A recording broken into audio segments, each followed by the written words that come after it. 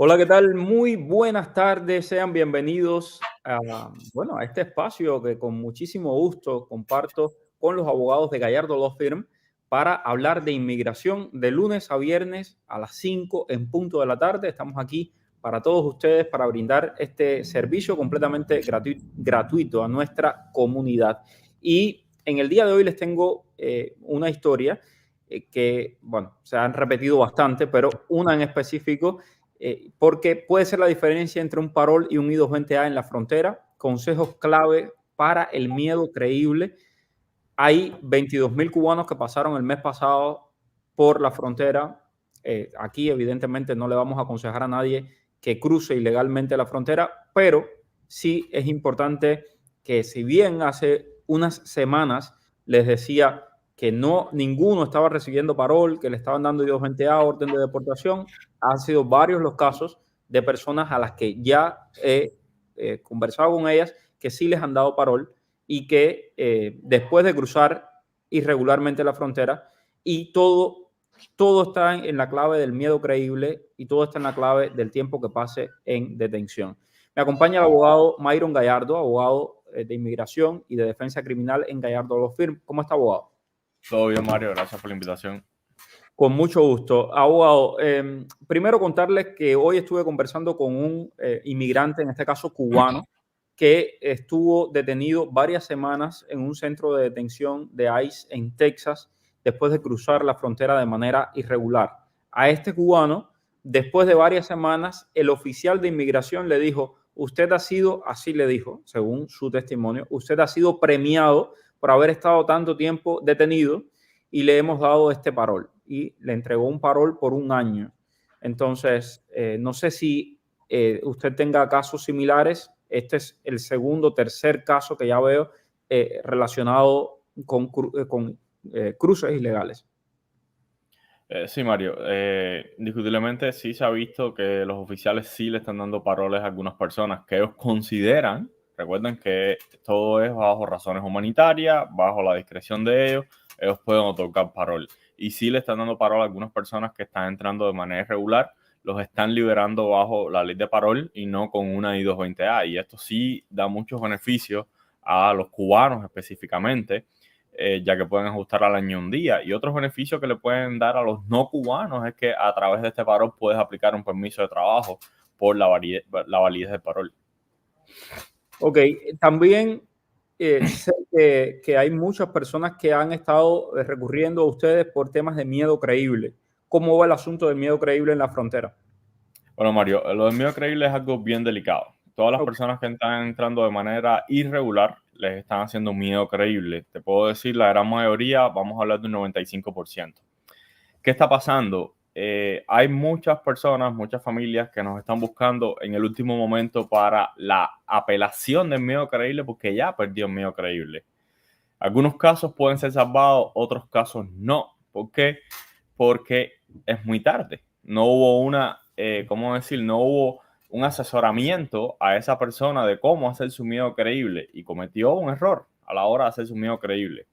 Tienen que entender las personas que una apelación no es nada más que una revisión de lo que ya se hizo en el miedo creíble anterior. Va a ser muy difícil que el juez te permita poner datos nuevos o hacer nuevas alegaciones al miedo creíble. Tuvimos un caso en particular que pasó esto. La persona en su miedo creíble, todo lo que habló no tenía nada que ver con lo que ellos llaman protected grounds, como las opciones que tú puedes aplicar para asilo, ya sea por opinión política, raza, religión, ser parte de un grupo de personas determinado o la Convención contra la Tortura. Entonces, el miedo creíble de esta persona no estaba dentro de ninguno de estos protected grounds, como ellos le llaman. Por lo tanto, era imposible que el oficial le fuera a dar asilo. La persona sí tenía una historia para asilo, porque nos sentamos con él y, ok, ¿qué fue lo que pasó? Pasó esto, pasó aquello. Pero, desgraciadamente, su entrevista la basó en una cosa totalmente diferente a opinión política, por poner un ejemplo. Cuando se llegó a la apelación, una apelación de 3 horas, prácticamente fue un individual hearing, esa apelación. Porque preparamos brief, lo mandamos todo para la corte, se preparó, el juez le dijimos al juez que habían habido irregularidades en el miedo creíble, el oficial de USCIS no lo dejó explicar, para que de alguna manera el juez le diera una oportunidad. El juez fue sobre todo el miedo creíble, le hizo un miedo creíble nuevo completo, le hizo todas las preguntas de todo lo que pasó en Cuba y él tuvo una defensa perfecta. Todas sus respuestas fueron coordinadas.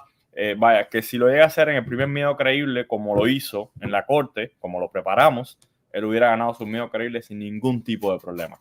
Sin embargo, el juez le dice al final, ¿y por qué tú no le dijiste nada de esto al oficial de asilo? El oficial de asilo te dio la oportunidad y te preguntó, ¿hay algo que no hayamos hablado aquí que tú quieras decir? Y tú dijiste que no. El oficial de asilo te preguntó esto y tú respondiste esto. ¿Por qué no respondiste lo que me dijiste a mí? Y por lo tanto, lo negó. Wow.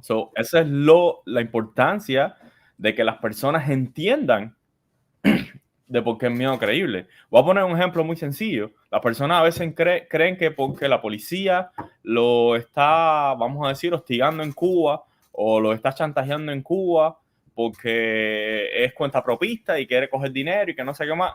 Eso no es base para miedo creíble. No es base.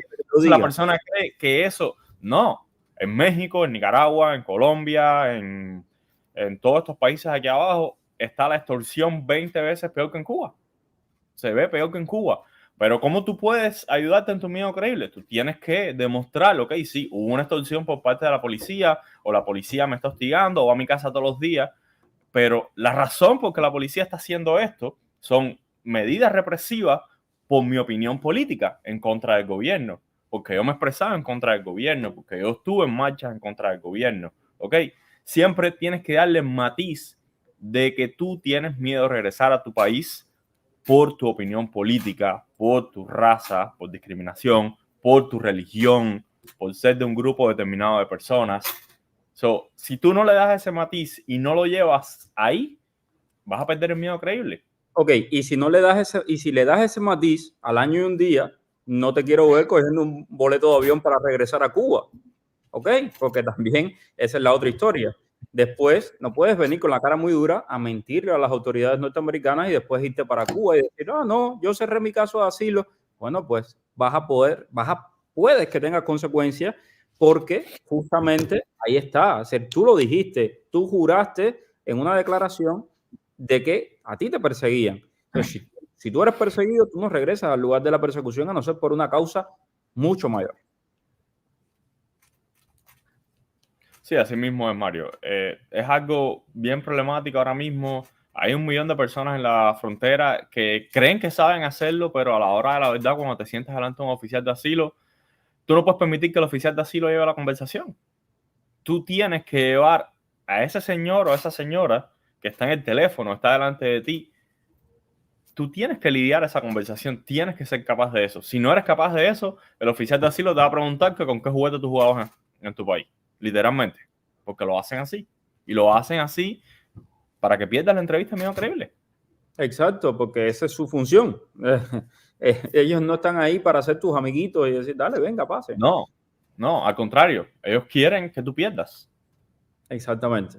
Bueno, me alegra mucho que lo haya dicho así, porque además ayer me llama una persona en la noche y por favor no me llamen tarde en la noche. A veces me llaman a las 12 de la noche, 1 de la mañana. Digo, pero a ver, usted sea consciente. ¿Usted llamaría a cualquier amistad suya a las 12 a la 1 de la mañana? No, yo no soy ni siquiera su amistad. Entonces no me llame a mí a esa hora, porque uno también tiene que descansar. Bueno, la historia es que me llamaron para hacerme justamente esa pregunta. No, porque es que los inspectores me tenían quemado en Cuba y me obstiné y entonces vine para Estados Unidos. Pues no creo que te vayan a probar un miedo creíble con ese argumento.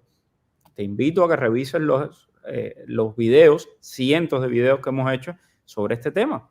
Entonces, ojo. Bueno, Oscar Aguilera, gracias por estar ahí. Tamara López, un abrazo grande también. Dice Tamara que ya no aguanta más con el tema de los apagones. Dice, ya no sabemos ni a qué hora es brutal, sin palabras. Terrible, terrible. La dictadura ha hundido ese país a un nivel increíble. Bueno, gracias Enrique, gracias además por hacer parte del canal de YouTube. A todo el que se quiera suscribir, pues es bienvenido.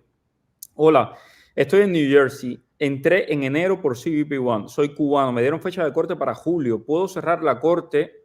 ¿Cómo? A ver, ¿puedo cerrar la fecha de corte antes de esa fecha y cómo lo hago. Sí, haciendo una moción para terminar los procedimientos. Ok, ahí tienes el número, Alexander de Gallardo, 305-261-7000.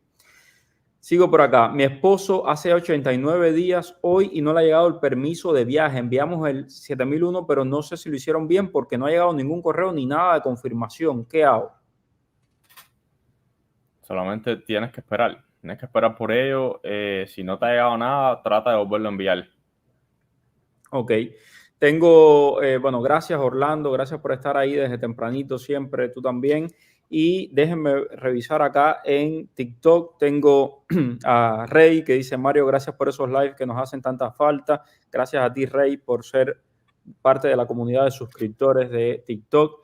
Arelis, ¿qué tiempo dura un parol humanitario después de confirmado? Después de confirmado, lo que se vence, Mario, es el permiso de viaje. Es Exactamente. lo que se vence. Si no haces los attestations, no tienes problema. Si haces los attestations, entonces te llega el permiso de viaje y eso se vence a los 90 días, si no me equivoco. Y tienes una posibilidad de renovarlo por 90 días más. Saludos a Cacho Caramelito. Cacho, ¿qué ganas tengo que te llegue el paro, compadre? Ariel Valdés dice, buenas y bendiciones. Espero el parol desde el 15 de enero del 23. Mi pasaporte se vence ahora en septiembre. Puedo hacer uno nuevo y hacerlo. A ver, esto fue justamente lo que pasó con mi cuñada, Adriel. Tienes que hacer tu pasaporte nuevo y enviar esa información antes de antes de enviar lo de CBP One, ¿ok? Si te llega el parol, no puedes hacer los attestations con el parol viejo, porque no te van a, con el pasaporte viejo, porque no te van a dejar viajar. El abogado Myron Gallardo, que fue quien me asesoró todo esto, fue quien me ayudó, hizo la carta. Abogado, cuéntele. Sí, exactamente. No puede, tienes que hacerlo antes de enviar todo a CBP. ¿Por qué? Porque si no, el permiso de viaje va a llegar con un pasaporte viejo y ahí tienes un problema. Las aerolíneas no te dejan, aparentemente no te dejan viajar con eso porque el permiso de viaje tiene un pasaporte vencido y tú te estás presentando al aeropuerto con otro pasaporte. Eso, tienes que hacer un proceso en USCIS, enviar una carta a USCIS en la cuenta del patrocinador para que haga un update del pasaporte y ponga el pasaporte nuevo. Entonces, cuando ellos ya está hecho eso, entonces tú envías todo a CBP One y la información que va a mandar USCIS a CBP One es la información nueva. ¿Por qué? Porque si tú mandas la información con el pasaporte viejo a USCIS, de USCIS a CBP, disculpen, CBP se va a quedar con la vieja. USCIS te va a hacer el update del nuevo, pero no le va a enviar nada a CBP. Y lo hemos visto en todos los casos que pasa así. Gracias. Pero él tiene tiempo. Si se te vence en septiembre, yo te recomiendo, si quieres, saca un pasaporte nuevo, pero con tu pasaporte está válido por 6 meses, si no me equivoco. Exacto. Todavía. Exacto, tienes tiempo. Ajax Pérez, gracias por unirte a TikTok. Buenas tardes, Mario, soy cubano. Mi esposa con parol aprobado y con una bebé de 4 meses pendiente de aprobación. En 10 días se nos vence el código. ¿Podemos hacer la cuenta de USCIS y dejarla abierta? Sí, claro que puedes. Ok, sigo por acá. Llevo 6 meses esperando la cita en Ciudad de México. Mi recomendación, sigue esperando. A todo el mundo, mi recomendación es haga la CBP One. Quédese esperando la CBP One. Sobre todo si es cubano, haga la CBP One porque casi automático te van a dar un parol que te va a permitir acogerte al año un día la ley de ajuste cubano. De lo contrario, en muchos casos, en la mayoría de los casos, te van a dar una I-220A. Y después sabemos, porque hay miles, cientos de miles de cubanos con I-220A, lo difícil que es regularizarse. Y yo creo que se van a regularizar, sí, creo firmemente de que en algún momento se van a regularizar. Pero ¿cuándo va a ser? No lo sabemos. Entonces, si puedes hacer las cosas bien por la canalita, hazla. ¿Cuál es la diferencia entre el permiso de trabajo por bajos recursos y el permiso de trabajo por altos recursos? Eso de altos recursos me gustó. Ok, bajos recursos y... Ok, el permiso de trabajo bajo recursos quiere decir que usted está pidiendo ayuda. Usted va a mandar una 912 que es como, pudiéramos decir que es como un perdón del pago del permiso de trabajo. Diferencia, no hay ningún tipo de diferencia, es todo su derecho si usted no tiene los recursos para pagar el permiso de trabajo. En el caso, aquí hay que hacer una separación entre los cubanos y los haitianos y el resto de las personas. ¿Por qué? Pues si el resto de las personas aplican a permiso de trabajo por bajos recursos y están recibiendo ayudas, estas personas son una carga para el gobierno de los Estados Unidos. Sin embargo, los cubanos y los haitianos no se consideran una carga bajo la ley. Tienen que tener mucho cuidado porque después los puede afectar a la hora de aplicar para la residencia. Ok. Ok, tengo por acá. Bueno, yo con esto del permiso de trabajo les quería decir que en mi experiencia con el tema del paro humanitario, con mi familia, yo les pagué el permiso de trabajo, son $410 por cada uno, y en un mes tenían ya permiso de trabajo, sí, con huellas y con todo, en un mes. Esa fue mi experiencia, la de cada cual es diferente. Dice Rey, mi tía está en la frontera del Paso, Texas, perdió la primera vista del miedo creíble con el juez. ¿Qué posibilidades hay para ella?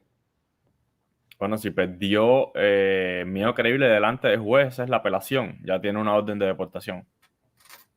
Ok, así que mi recomendación, llámate a los abogados 305-261-7000.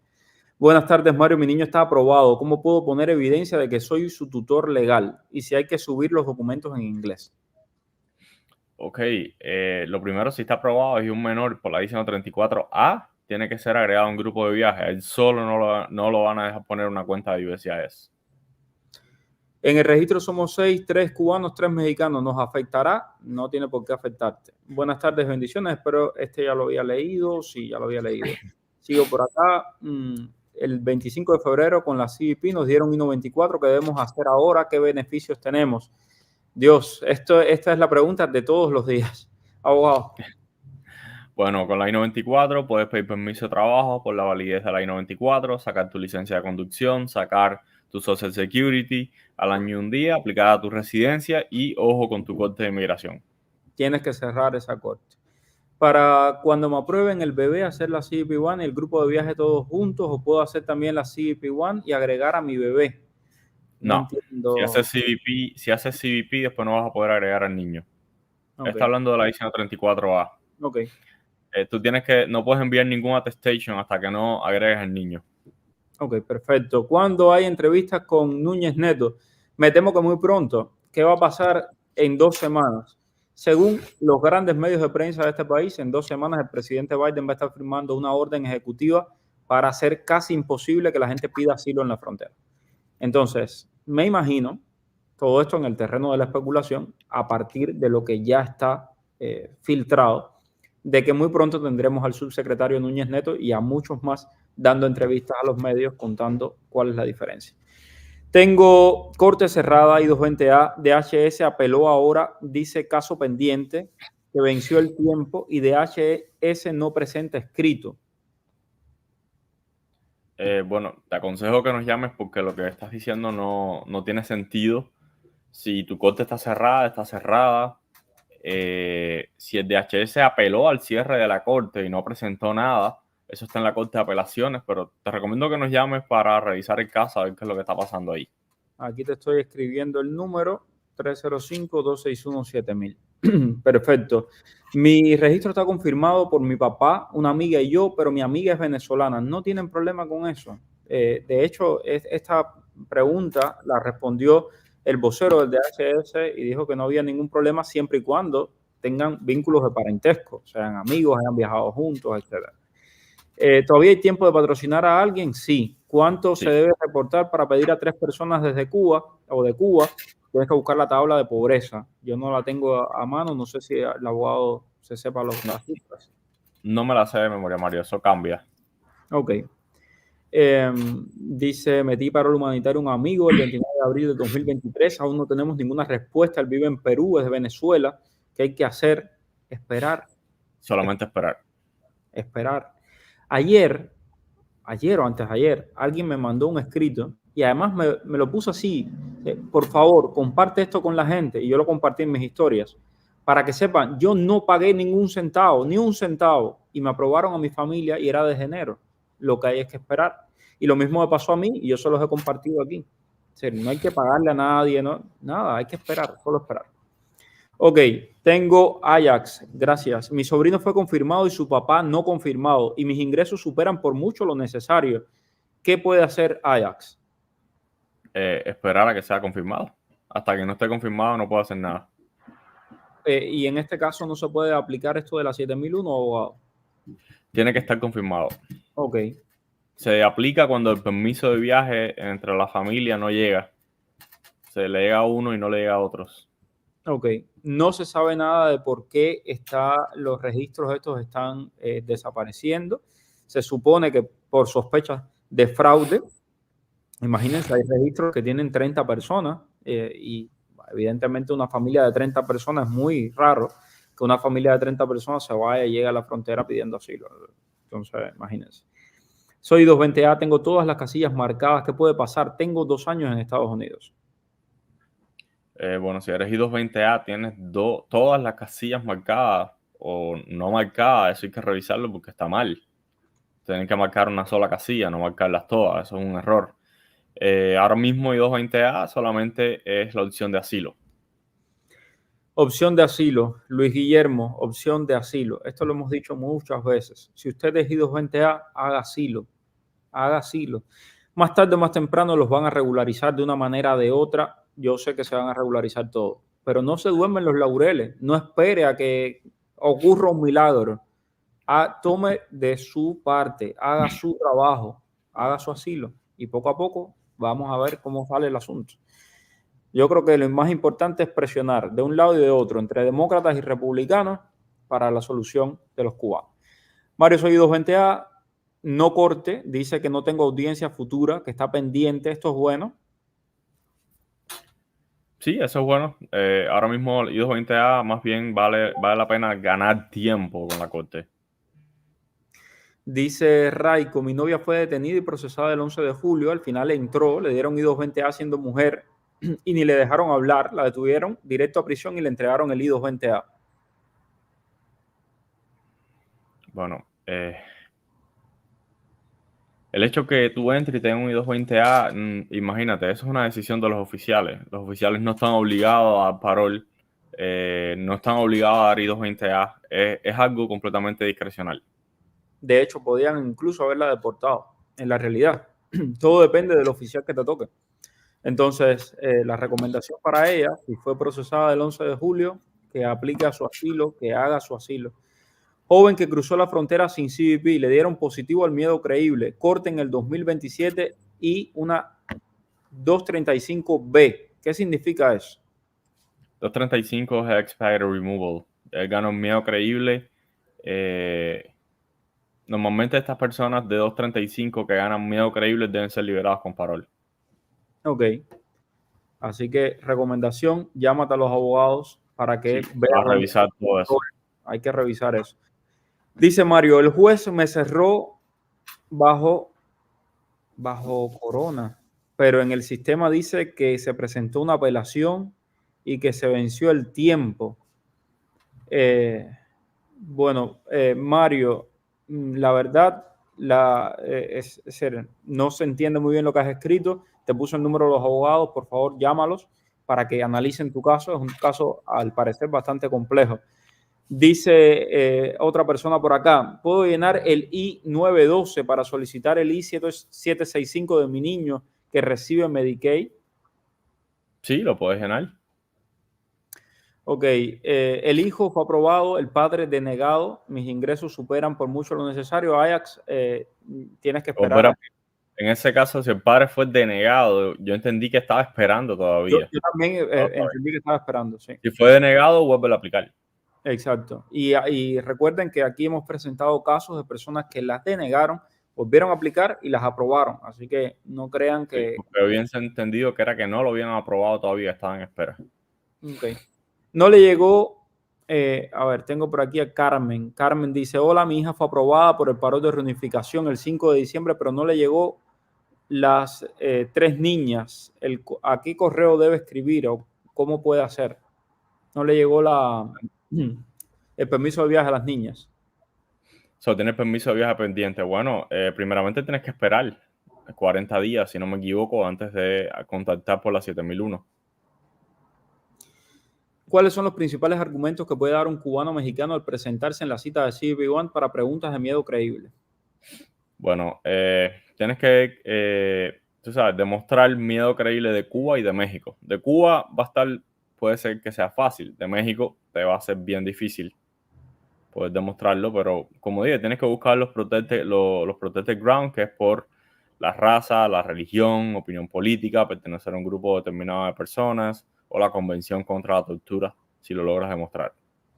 ¿Qué documentos debo anexar para el I-912? Bueno, que estás recibiendo ayuda de Children and Family. Ok. Bueno, tengo por aquí, vamos a ver, dice Carmen que solo fue aprobado el caso y que le llegó la notificación solo de su hija, pero que no le llegó de las niñas de su hija, es decir, de sus nietas. Sería. Que a quién le puede escribir. Bueno, escribir, tú puedes escribirle a USCIS, puedes escribirle a quien tú quieras, pero si los casos no están aprobados todavía, tienes que esperar.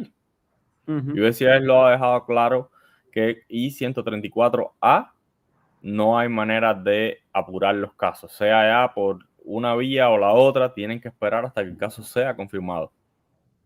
Ana, mi esposo tiene I-220A, tenía fecha de corte para marzo. Ayer le llegó un correo de que fue suspendida esta nuevo aviso. ¿Esto tendría que ver con los paroles que están dando? No creo. Simplemente o el juez se fue de vacaciones, o el juez está enfermo, o el juez tuvo una urgencia y no pudo ir ese día a la corte. En la Corte de Inmigración, recuerden, son instituciones diferentes. La Corte de Inmigración no tiene nada que ver con ICE, como ICE no tiene nada que ver con USCIS, y CBP es otra agencia aparte. Todos son de la misma oficina, pero son separadas. Cristian Gutiérrez, mi esposa se fue con parol hace 9 meses, nosotros estamos en espera. ¿Es correcto que ella ya meta documentos para asilo y nosotros estamos en espera? Y Cristian debe ser o nicaragüense o venezolano, y me alegro Sí, claro. que hable de esto, porque todos los beneficiarios del parol humanitario que no sean cubanos tienen que hacer el asilo, ¿ok? Exactamente, sí. Ella tiene ya 9 meses acá, solo le queda 3 meses para poner su asilo, si no pierde el derecho a asilo. ¿Ok? Ojo con eso. Muy bien, entré con parol 212 de 5, apliqué la residencia en octubre. Hoy me pusieron fecha de entrevista. ¿Qué debo de hacer? Nada, ir a tu entrevista de la residencia. Te están No le citando una tengas miedo, entrevista porque algún error tienes ahí. no le tengas miedo, Linet, a la entrevista. No es que te van a hacer una entrevista para, vamos a ver cómo No, declaramos la es lo que residencia. tú pusiste. Te voy a poner un ejemplo. El otro día tuve un señor que fui a una entrevista con él y lo que pasaba era lo siguiente. El señor había aplicado una visa para venir a los Estados Unidos y en la aplicación de visa dijo que era casado. Cuando yo hice la aplicación de I-485, él me dice igual, ¿no? Yo soy casado. Y le digo, bueno, dame la certificación de matrimonio, porque hay que enviarla. Dice, no, yo no tengo certificación de matrimonio porque no estoy casado oficialmente. Y le digo, bueno, usted no está casado, usted es soltero. Entonces, ¿qué pasó? USCIS ve que había una incongruencia entre su aplicación de visa, que dijo que era casado, y su aplicación de residencia, donde decía que no era casado. Y por eso lo citaron a entrevista. Exacto, no tengas miedo. Si es mostrar quién Es tú eres. simplemente una incongruencia, algo que estuvo mal en la aplicación. Diadenita dice, soy 220A con corte, presenté asilo hace más de un año, ahora me cerraron el asilo sin yo solicitarlo. Pero el asilo está en corte o está en USCIS. Pues si está en USCIS y tú estás en corte, USCIS sí te cierra el asilo, porque tiene que estar en la corte de inmigración, no en USCIS. Pero la corte no cierra asilo a no ser que la corte se cierre completamente. Ok, entonces a lo mejor lo mandó para el lugar equivocado. Exacto. Sí. Dice ella que en los dos, en la corte y en... Bueno, entonces la corte se la cerraron. Ya. Bueno, Dianita, te aconsejo que te sientes con un abogado y que revise tu caso. Ok, ¿en qué tiempo puedo solicitar la renovación del I-765 por asilo si se vence en marzo del 2025? 6 meses antes de que se venza. Si yo me voy con salida voluntaria y tengo un niño nacido aquí, ¿puedo regresar por visa a Estados Unidos? Tú puedes regresar con visa, pero tienes 5 años de penalidad. Bueno, El trato es ilegal, si es el caso. Ok. Bueno, pues perfecto. Se nos acaba el tiempo, señores. Les agradezco muchísimo la sintonía. Nos vemos mañana aquí a las 5 en punto y seguimos respondiendo a todas sus preguntas de inmigración. Cada día, de lunes a viernes, a las 5 en punto, aquí estamos. Gracias, abogado. Gracias, Mario. Gracias a todos. Dime cuál es el periodista que está en el boom. Es Mario Rincón. El periodista que te trae toda la información. Es Mario Rincón. El periodista de la radio y la televisión. Es Mario Rincón. Habla de temas cubanos hasta de migración. Mario Rincón. Oye, dale, conéctate y comparte. Déjame un like. Dale like y comparte.